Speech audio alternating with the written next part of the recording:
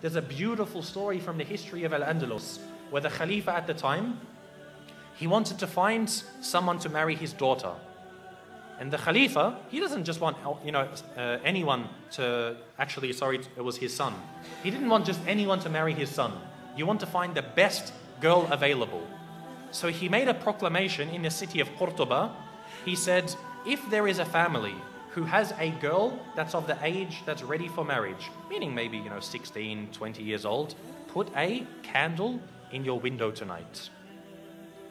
And she's ready for marriage, and she has memorized the entire Quran. Put a candle in your window tonight. They said the entire city was lit up that night.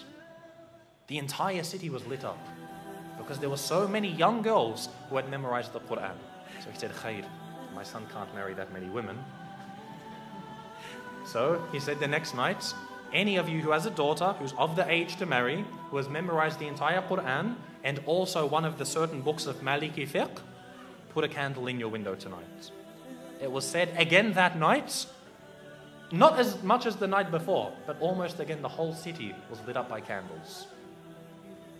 I would dare to say that if we were to ask about our entire ummah today, to have one girl who's of the age to get married, who has memorized the entire Quran and one of the books of Maliki fiqh, khalas, any book of fiqh, we would not have a single candle in our windows tonight.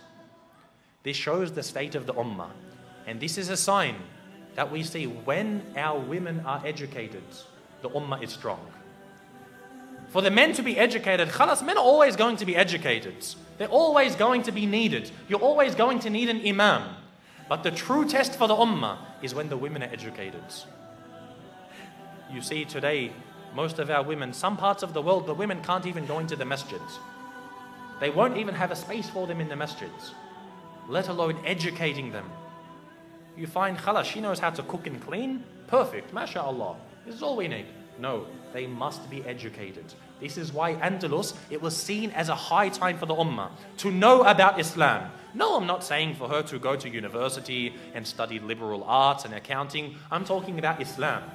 To come to the Islamic centers and to know her religion. We must have this because she is the one who is going to raise a nation. The husband, the father isn't there to raise the children. The mother is. If she doesn't know about her religion, what is she going to pass on? This shows how healthy we are. And the reality is, in ummah today, we are very sick. The women know nothing about Islam and our men are very uneducated. So we have to turn this around.